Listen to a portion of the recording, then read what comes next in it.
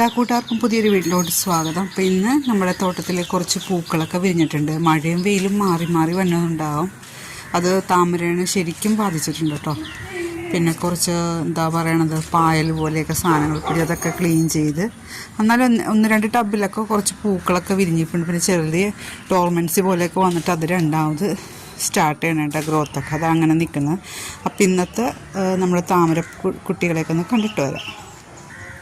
First നമ്മൾ കാണിക്കുന്നത് കാദംബരിയാണ് കേട്ടോ. കാദംബരി ഒരു ട്രോപ്പിക്കൽ വെറൈറ്റിയാണ്. ഇപ്പോൾ ഡോർമൻസി പോലെ കാണിച്ചാലും ഒന്ന് സൈഡ് ഷെയ്ക്ക് ചെയ്ത് കൊടുത്തിട്ട് പെട്ടെന്ന് തന്നെ അടുത്ത ബഡ് വരും കേട്ടോ. അതാ ഇതുണ്ട്, ഇത് മഴ കാരണം ഡോർമൻസിലോട്ട് പോയതാണ്, പിന്നെയും രണ്ടാമത് പൂക്കാൻ തുടങ്ങിയിട്ട്. ഇതാണ് കാദംബരി, നല്ല ലൈറ്റ് പിങ്ക് കളർ, അത്യാവശ്യം വലിയ പൂവാണ് കേട്ടോ.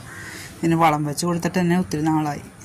അടുത്ത ട്രോപ്പിക്കൽ വെറൈറ്റി കിവിയാണ് കേട്ടോ. കിവിയും അത് തന്നെ ഒത്തിരി നാളായി റിപ്പോർട്ട് ചെയ്ത കേട്ടോ. ഇതിൻ്റെ ഇലകളൊക്കെ ചെറുതായിട്ട് ഇരിക്കണ കാണുമ്പോൾ തന്നെ അറിയാം. NPK വെച്ച് കൊടുത്തപ്പോൾ ഇതാ ബഡ് വന്നു. ഇതും റിപ്പോർട്ട് ചെയ്യേണ്ട ആവശ്യമില്ല. റിപ്പോർട്ട് ചെയ്യാൻ മിക്കവർക്കും സമയം ഉണ്ടാവില്ല, ചിലപ്പോൾ മടിയും ഉണ്ടാവും. അങ്ങനെയുള്ളവർക്ക് പറ്റിയ വെറൈറ്റിയാണ് കേട്ടോ. ഇത് അഖിലയുടെ ഫസ്റ്റ് ഫ്ലവറാണേ. ഇത് കണ്ടോ, അഖില നല്ല വലിയ പൂവാണ് കേട്ടോ. ട്രോപ്പിക് വെറൈറ്റിയാണ്. ഇന്ന് ഒരു പൂ വിടർന്നിട്ടുണ്ട്. ഇത് കണ്ടോ, ചെറുതാണിത്.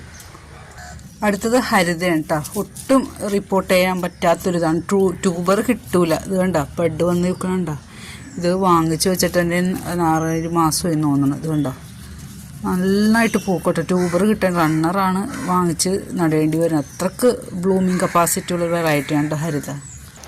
അടുത്തത് നമ്മുടെ നർമ്മദയാണ് കേട്ടോ. നല്ല വലിയ ഫ്ലവറാണ് നർമ്മദ. ഇതൊരു പുതിയ വെറൈറ്റിയാണ് കേട്ടോ. ഇതിന് ട്യൂബർ കിട്ടിയിട്ടില്ല. ഇതാണ് ഫ്ലവർ. അടുത്തത് പിങ്ക് ബൗളാണ്. ഒത്തിരി പൂക്കൾ, ഒരു ടബിൽ 4-5 ബഡോളം വരും കേട്ടോ. അതാണ് പിങ്ക് ബൗളിൻ്റെ പ്രത്യേകത. ഇത് ബൗൾ വെറൈറ്റിയാണ്. ഇത് നമ്മുടെ റോസാപ്പൂവാണ് കേട്ടോ. ഒരു 2 ദിവസം കഴിഞ്ഞു. ഒരെണ്ണം ഞാൻ പറിച്ച് കൊണ്ടുപോയി താഴെ വെച്ചു. കാരണം ഇവിടെ നിന്നിട്ട് കാര്യമില്ലല്ലോ, വീഡിയോ എടുക്കുമ്പോഴല്ലേ പൂവിൻ്റെ ആവശ്യം വരുള്ളൂ അല്ലേ. അപ്പോൾ ഞാനതിന് ഒരെണ്ണം എടുത്ത് പറിച്ച് താഴെ കൊണ്ടുപോയി വെച്ചു. അടുത്തത് തേജസ്വിയാണ് കേട്ടോ.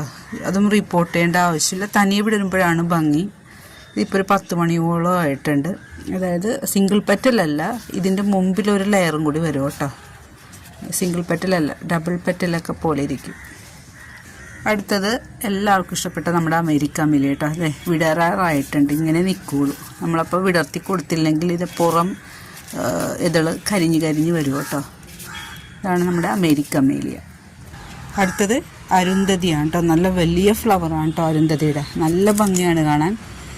റിപ്പോർട്ട് ചെയ്ത് വെച്ചിട്ട് 1-2 ഫ്ലവർ വിഴിഞ്ഞു. അതൊന്നും വീഡിയോ എടുത്തില്ല. അതായത് ഒരു 3-4 ഫ്ലവർ ആയിട്ടുണ്ട്. മെച്ചൂർഡ് ഫ്ലവർ ആയിട്ടുണ്ട് കേട്ടോ. നല്ല വലിയ ഫ്ലവറാണേ. പിന്നെ ഇത് നമ്മുടെ വൈറ്റ് മിറാക്കിൾ കേട്ടോ. ഇതും റിപ്പോർട്ട് ചെയ്യേണ്ട ആവശ്യമില്ല. നമ്മളതിൻ്റെ DP കണ്ടിട്ട് ഒത്തിരി പേര് ചോദിക്കാറുണ്ട്, ഇത് ചേച്ചി ഇത് ഏത് ലോട്ടസാണ്. ആ വൈറ്റ് മിറാക്കിൾ തന്നെയാണ് ഇത്. 2-3 ദിവസം കഴിയുമ്പോൾ ഇതിൻ്റെ പെറ്റൽസിൻ്റെ ഇങ്ങനെ നടുക്കൊരു ഈ ബ്രൗൺ കളർ പോലെ ഷെയ്ഡ് വരും കേട്ടോ. ഇത് അത്ര വലിയ ഫ്ലവർ അല്ല, ഒരു മീഡിയം ടൈപ്പാണ്. പിന്നെ വേറെ വെറൈറ്റീസിനൊക്കെ ബഡ് വന്നിട്ടുണ്ട് കേട്ടോ. വിരിഞ്ഞിട്ടില്ല, അതുകൊണ്ടാണ് വീഡിയോയിൽ കാണിക്കാത്തത്. അപ്പോൾ നിങ്ങൾക്ക് ഇഷ്ടമായെങ്കിൽ ലൈക്ക് ചെയ്യണം. സബ്സ്ക്രൈബ് ചെയ്യാത്ത കൂട്ടുകാരുണ്ടെങ്കിൽ പ്ലീസ് ഒന്ന് സബ്സ്ക്രൈബ് ചെയ്യണം. പുതിയൊരു വീഡിയോ ഇട്ട് ഇനിയും വരുന്നതാണ് കേട്ടോ. താങ്ക്